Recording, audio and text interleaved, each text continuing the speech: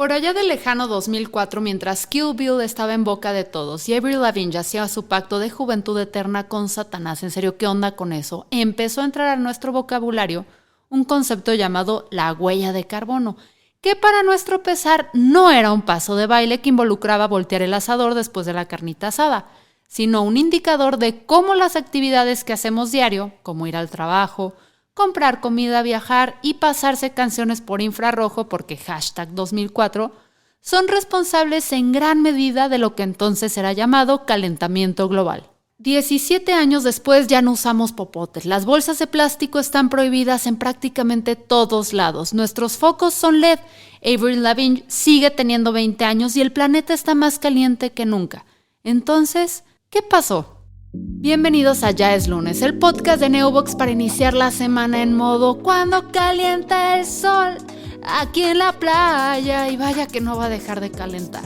En esta ocasión hablaremos de la crisis climática, qué es, por qué nos debe de importar y cómo hacerle para combatirla.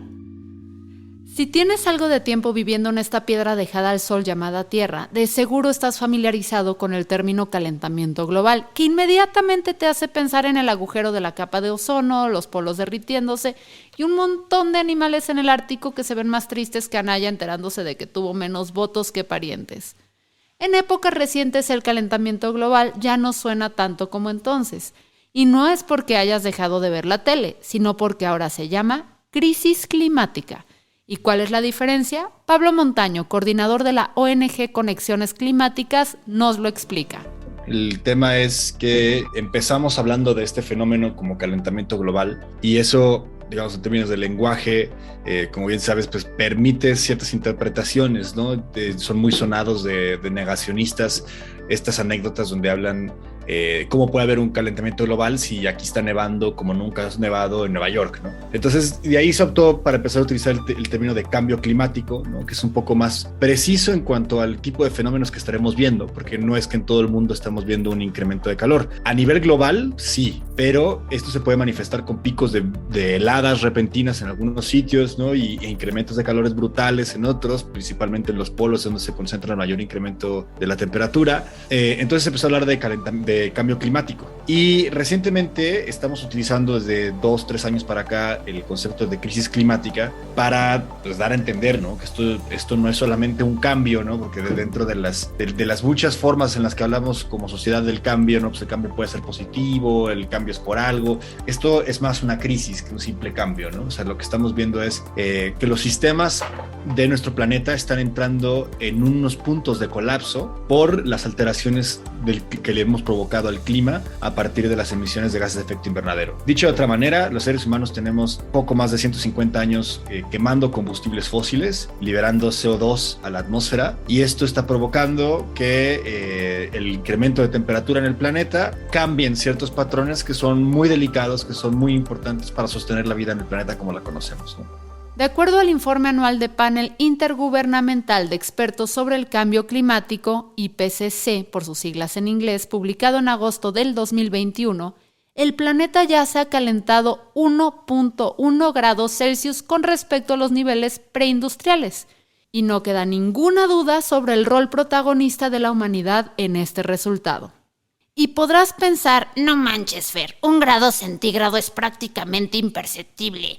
Si estás a 35 grados y la temperatura sube a 36, realmente no hay diferencia. Es como aprobar una materia con 93 de calificación y que el profe te sube la décima que te ganaste por participación en clase. ¿Qué vas a hacer con ese 94, además de sentirte superior a todos los demás? Marianita, dímelo, yo necesitaba más ese punto. Ay, sí, en esta clase no hay redondeos, Fernanda, ni que fuera el Oxxo. 59 no sube a 60.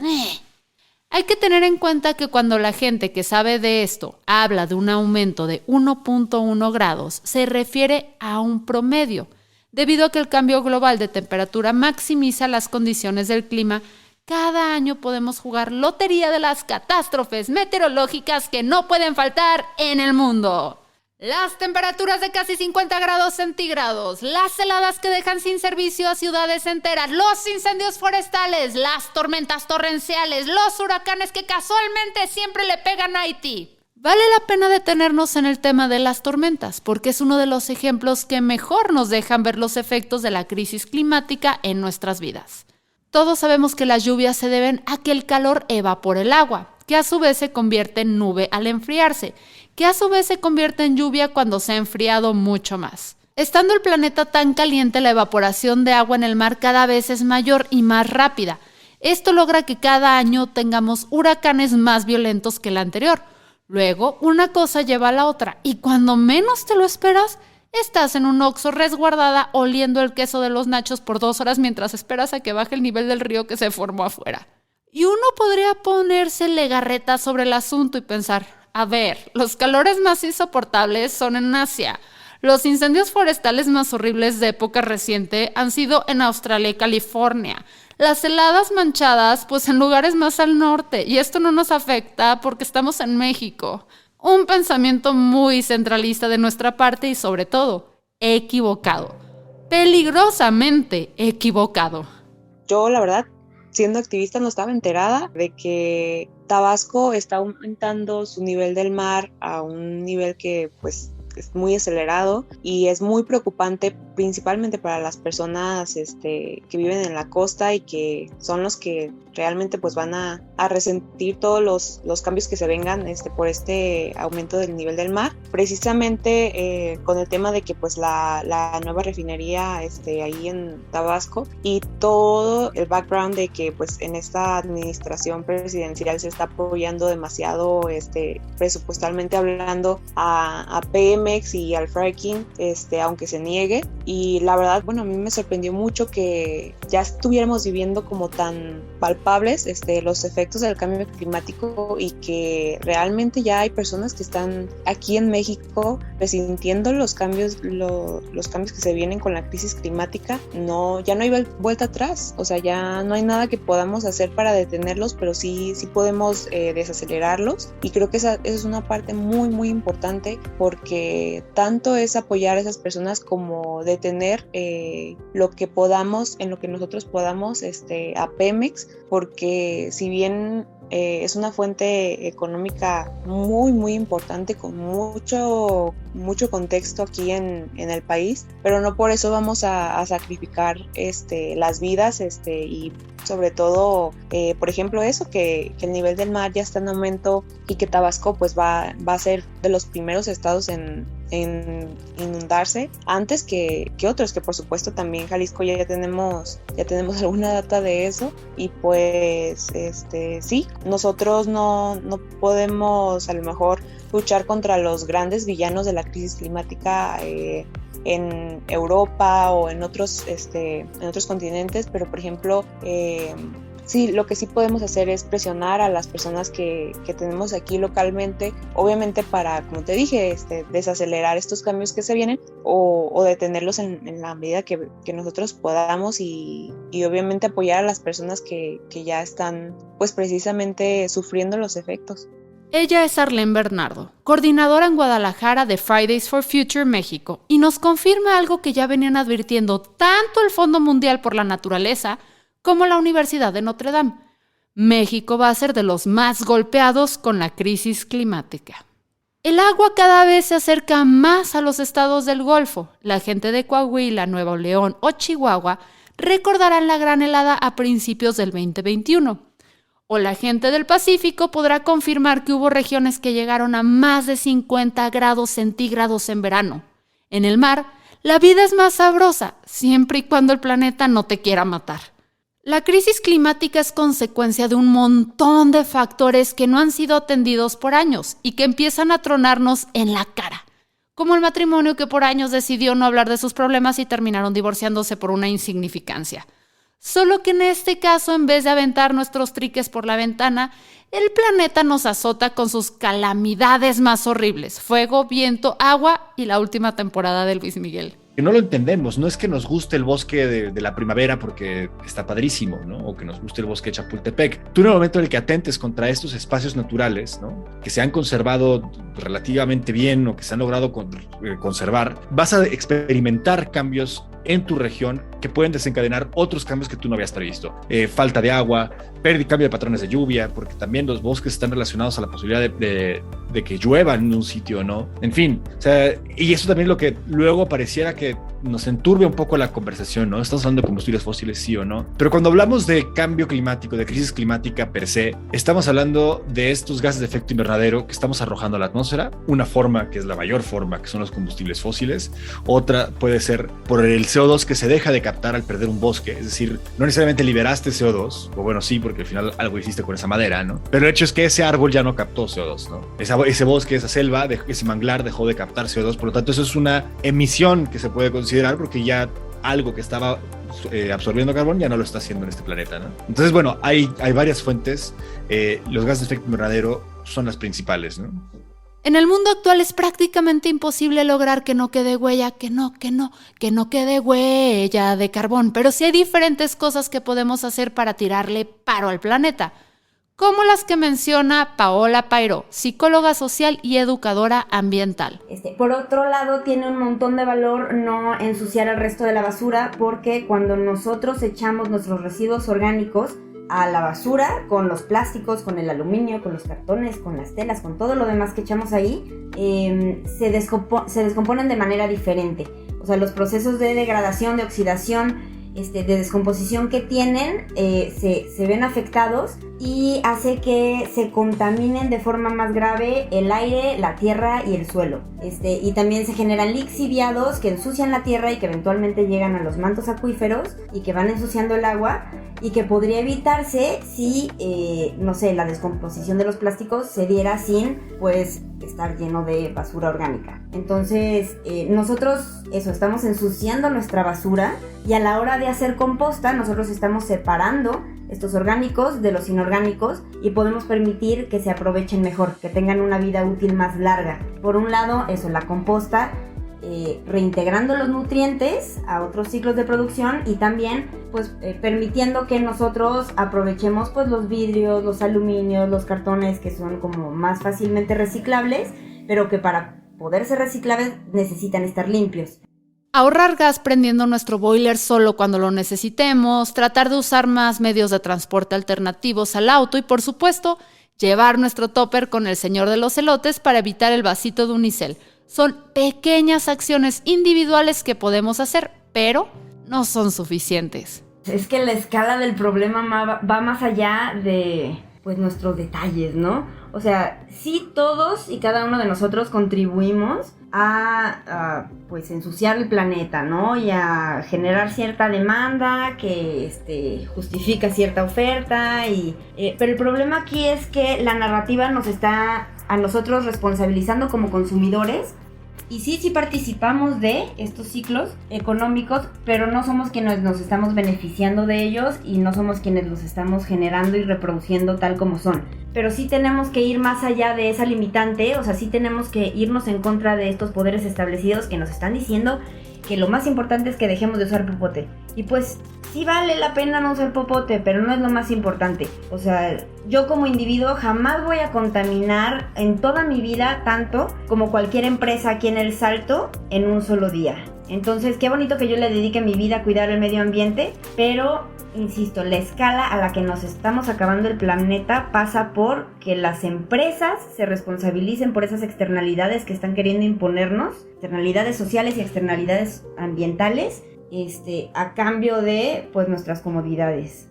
Resulta que si durante 70 años haces todo lo posible por disminuir tu huella de carbono, limitando la basura que produces, usando solamente bicicletas y reutilizando para tu café el agua que usaste para cocinar espagueti, habrás evitado producir las emisiones que las grandes compañías generan en un segundo. Hay un hito en esta conversación de la culpa individual, que es la calculadora de tu huella de carbono, ¿no?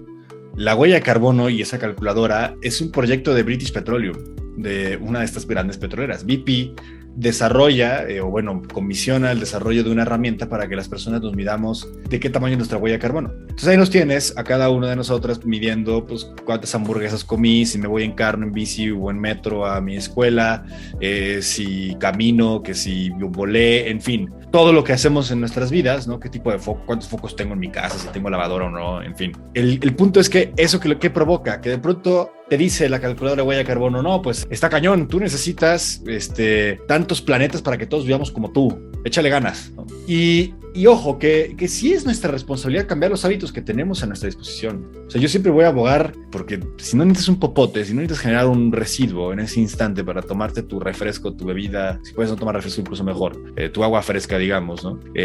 Si no necesitas un popote que vas a usar 10 minutos, ahorra ese artefacto de plástico que solamente va a generar basura, ¿no? Sin duda lo podemos hacer. Si puedes no moverte en auto particular e ir a tu trabajo en bicicleta y es un paseo agradable, también, de acuerdo. El problema ahí es que los cambios individuales, ojo, son un primer piso como de congruencia, de donde tenemos que partir para cambiar la situación en la que estamos viviendo. Y también hay un tema de privilegio. No todas las personas pueden llevar una dieta vegana, ¿no? Como algunos nos dirían que es la dieta que tiene menor impacto. No todo el mundo tiene esa posibilidad.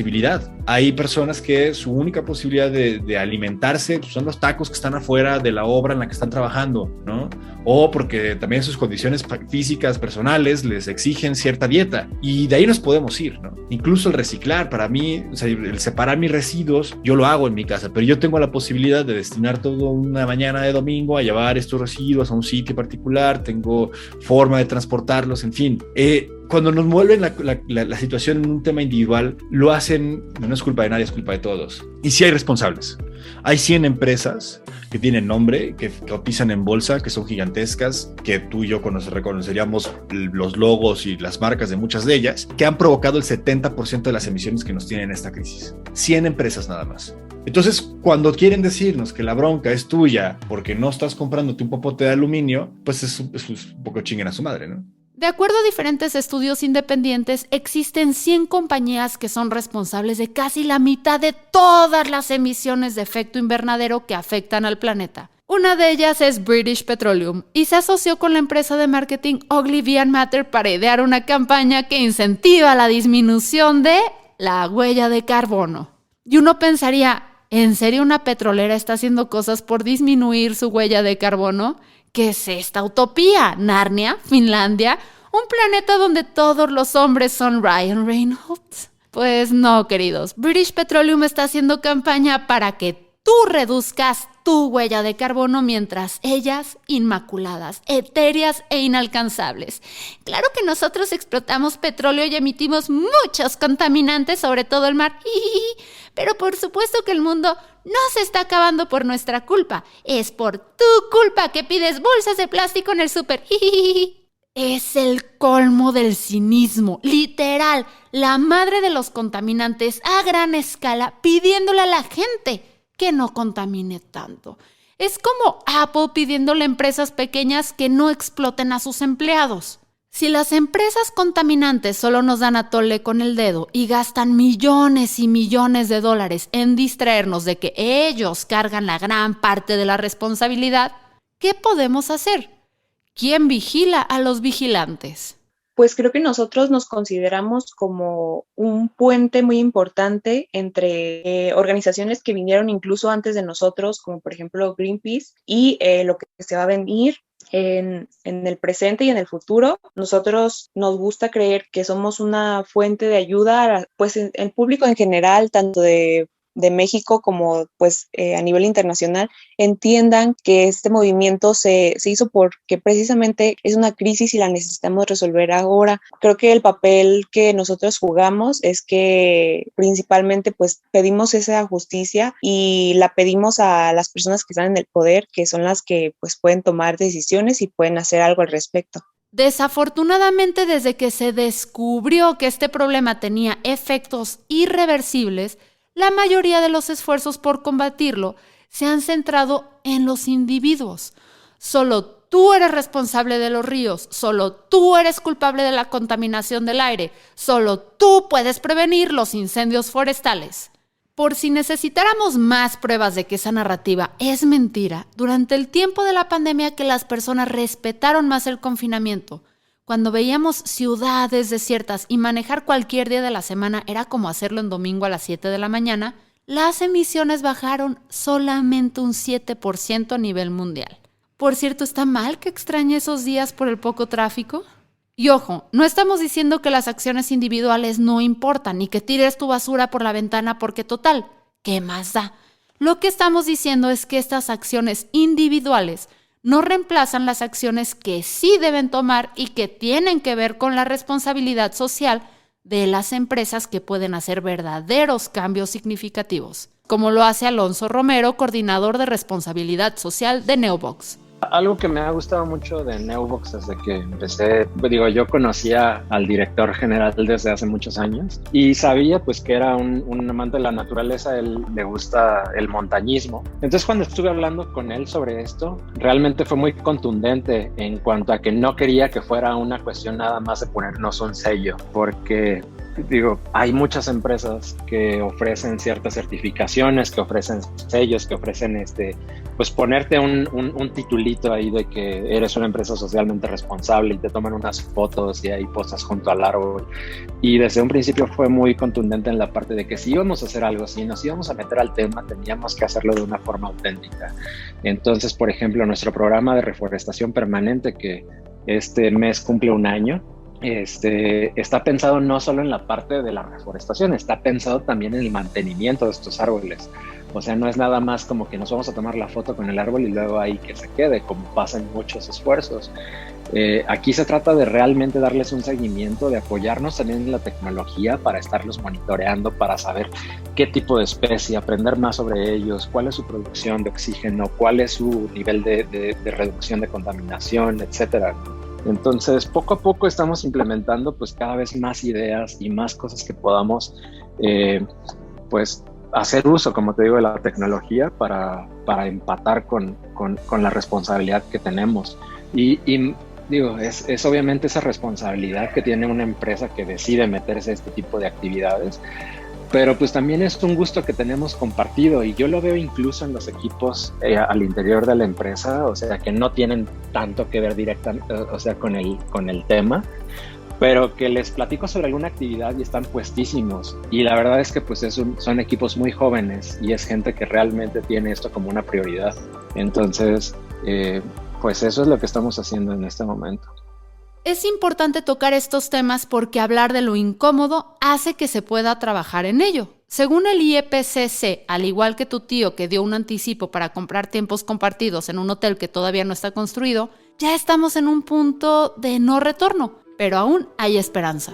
Es algo muy grave, pero es algo muy bonito que esta finalmente es una lucha por la vida. O sea, que nosotros podemos pensar en cuáles son las cosas que van a procurar la vida. O sea, literalmente necesitamos a la biodiversidad para seguir existiendo, ¿no? Entonces, ¿cómo podemos hacerle para tener más plantas, para tener plantas más sanas, para que sobrevivan las abejas? O sea, pensar en opciones de cómo vamos a limpiar el agua, cómo vamos a limpiar el aire, cómo vamos a dejar de contaminar, cómo vamos a producir tierra. Y finalmente son como invitaciones muy afectivas y muy emocionales. O sea, cómo vamos a seguir participando de la trama de la vida, cómo vamos a hacerle para que nuestras cadenas de producción y de consumo no sean tan lineales y podamos pues respetar los ciclos naturales de los que dependemos en el mundo. Y creo que siempre va a ser una gran opción eso, pensar en cómo podemos producir tierra, cómo podemos darle más espacio a las plantas, cómo podemos procurar la biodiversidad. Estas son claves como innegables de lo que vamos a necesitar si queremos seguir viviendo en este mundo. Creo que hay muchos cambios en el estilo de vida que podemos hacer, pero creo que lo más importante es estar bien informados, o sea, realmente comprometerse con la crisis climática y informarse de que aquí en la comunidad qué es lo que está afectando, en qué estamos contribuyendo, en qué no estamos contribuyendo, en qué le podemos contribuir a las personas si es que en nuestra comunidad alguien está haciendo algo. Obviamente también algo muy importante es enterarse de las decisiones políticas que se estén tomando en torno, obviamente, no solo al medio ambiente, sino también ahora nos tenemos que preocupar por el presupuesto, a dónde va dirigido, que realmente se protejan las áreas que se tienen que proteger, Creo que ese compromiso es como lo más importante que nosotros podemos hacer y nosotros podemos tomar para, desde nuestra propia vida y de nuestra propia trinchera, realmente contribuir a la crisis climática, o sea, estar informados. ¿Y de qué manera funciona la colectividad? Bueno, la colectividad puede ir cortando espacios de consumo a estas empresas, ¿no? Si analizamos, si tú estás pensando en una escuela, exigir que haya menos cajones de estacionamiento, exigir las políticas radicales que tendremos que estar viendo en todos lados, que ojo, lo radical es seguir como estamos, lo radical es no hacer absolutamente nada y simplemente presenciar el colapso global para beneficio económico de unas cuantas empresas. Eso es lo que es verdaderamente te vuela la cabeza, ¿no? Y eso es lo que nos están proponiendo. Cuando nos dicen es demasiado rápido, es que es demasiado lento no hacerlo así, ¿no? La ciencia es muy clara. La ciencia te dice tenemos que dejar de emitir como estamos emitiendo, o no va a haber o van a haber lugares de este planeta en los que va a ser imposible sostener la vida humana. Y en nuestros lugares de trabajo esta organización es clave. No importa si trabajas en una empresa que aparentemente no hace daño al planeta. Existen formas en las cuales podemos ayudar. Creo que ahí es bien importante ser el instigador, o sea, ser como el infiltrado. A mí me tocó hacerlo durante muchos años, ¿sabes? Me dediqué durante mucho tiempo a hacer estrategias de branding, las hacía para muchas marcas diferentes y en ese tiempo, como te digo, no era algo atractivo, pero veía cuál era el dato que le podía ser relevante a mis jefes. O sea, por ejemplo, si estábamos hablando de imagen pública, ¿cuáles eran los datos que yo podía obtener? Y son registros que puedes encontrar. Hay muchísimos estudios al respecto. ¿Cuál es el tipo de datos que sabes que a tu empresa le puede convenir y que les puede ser atractivo, ¿no? Y además, no es una cuestión de estar engañando a nadie, no le estás engañando a tu jefe, nada, le estás diciendo lo que realmente está sucediendo. Muchas veces no es una falta de voluntad, sino una falta de información sobre los beneficios que puedes tener. Hay distintas organizaciones que te pueden asesorar al respecto y que además pues están encaminadas a generar un beneficio para la empresa. No digamos, no es un beneficio, tal vez ya no es de deducción de impuestos, tal vez no es una cuestión en la cual estás ganando más dinero, pero sí hay otros beneficios que son una inversión hacia el futuro, ¿no? Creo que tanto ciudadanos de a pie, como decías, cualquier persona esté en una empresa o no, sea independiente o una empresa, lo que estamos haciendo aquí es invertir. Si tú pagas un seguro de gastos médicos mayores, estás invirtiendo en una tranquilidad hacia el futuro. Si le pones un poquito en tu ahorro para el retiro, pues estás invirtiendo en eso, ¿no? Esta parte también, cuando tú modificas ciertos aspectos en tu vida diaria, cuando tú empiezas a instigar, como digo, dentro de tu empresa para hacer ciertos cambios, lo que estás haciendo pues es invirtiendo hacia futuro, ¿no? O sea, estás dejando un poquito más de esfuerzo, estás tal vez pagando un poco más por ciertos productos, pero a medida que más gente se está dando cuenta y a medida que más empresas lo están aplicando, el costo está resultando menor. Lo que le tenemos que invertir es cada vez menos. Y mientras más personas lo hagamos, pues esa inversión va a ser menor. Además, creo que los esfuerzos tienen que ser cuantificables y tienen que ser medibles.